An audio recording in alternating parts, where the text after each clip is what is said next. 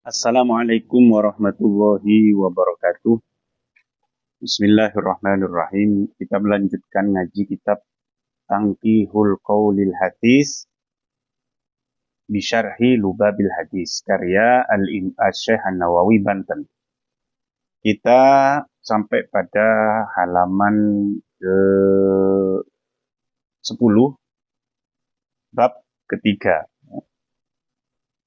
Bismillahirrahmanirrahim. Al-babu salisu.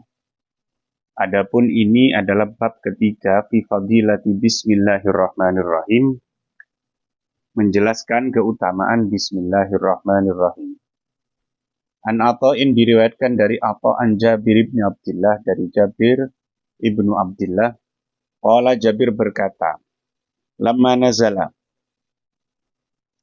tatkala turun bismillahirrahmanirrahim, ayat bismillahirrahmanirrahim, haraba, maka lari al-ghaimu awan ilal masyriqi, menuju ke arah timur, wasakanat, dan menjadi tenang, ar-riyahu, angin-angin, wahaja, dan bergelombang, dan berombak besar, al-bahru, lautan, wa asghat, dan mendengarkan atau menjadi tenang mendengarkan, menyimak, al-bahaimu, hewan-hewan, biadaniha, dengan telinga-telinganya, warujimat, dan dilemparkan asyayatinu, setan-setan, minas sama'i, dari langit, wahalafa, dan bersumpah Allahu azza wajal biizzatihi, dengan keperkasaannya, la yusammi la yusamma ismuhu ala saqamin illa syafah, wa la yusamma ismu ala syai'in illa baraka fi. Ini sumpah Allah. La yusamma, tidaklah disebutkan, ismuhu, nama Allah, asma Allah, ala saqamin, atas penyakit, illa syafahu, kecuali dia akan menyembuhkan penyakit itu. Wa la yusamma, dan tidak disebutkan, ismuhu, asma Allah, ala syai'in, atas sesuatu, illa baraka fihi, kecuali Allah akan memberkahi sesuatu tersebut. Wa man qara'a, dan barang siapa membaca bismillahirrahmanirrahim, dakhalal jannata, maka dia akan masuk surga. Dzakara, menjelaskan pada penjelasan tadi, keterangan tadi, Sayyidi Tuhan kita Asy-Syaikh Abdul Qadir Al-Jilani, yaitu Syekh Abdul Qadir Al-Jilani. Itu bukan hadis ya, bukan hadis, tapi asar dari ulama ya, dari Jabir itu, sebagaimana dijelaskan oleh Syekh Abdul Qadir Al-Jilani.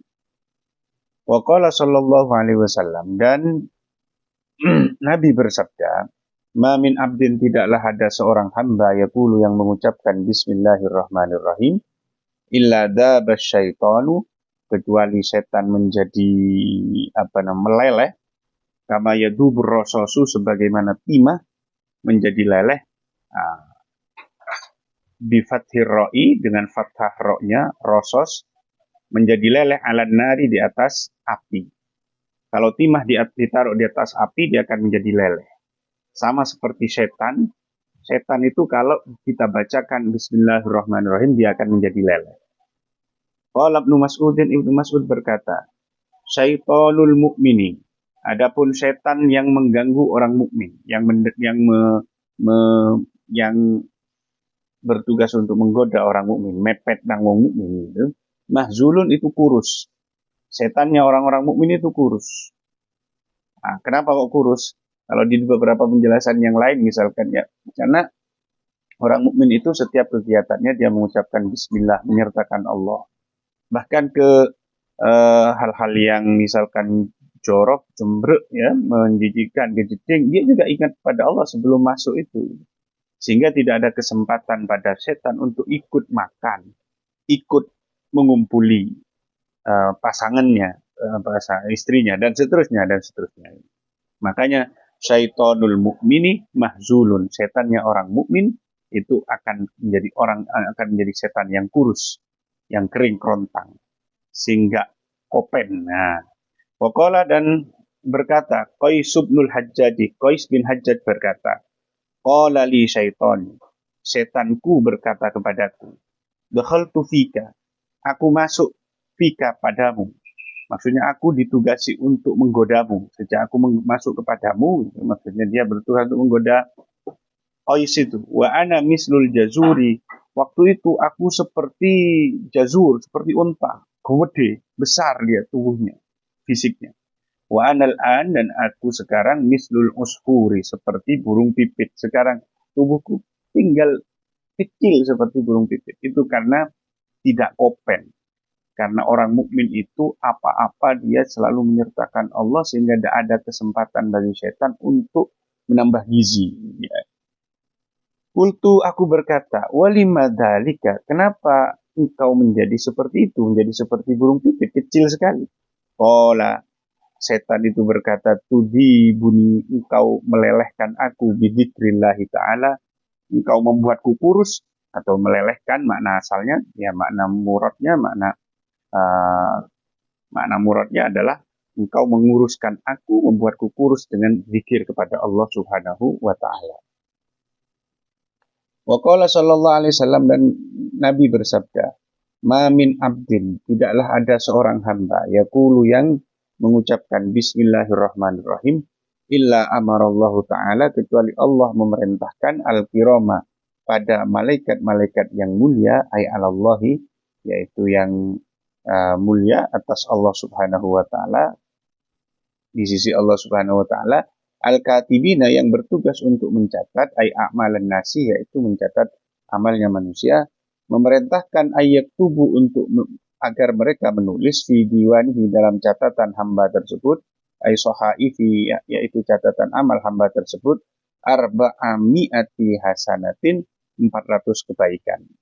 Jadi kalau ada orang membaca bismillahirrahmanirrahim, maka Allah akan menyuruh malaikat untuk mencatatnya sebagai 400 kebaikan.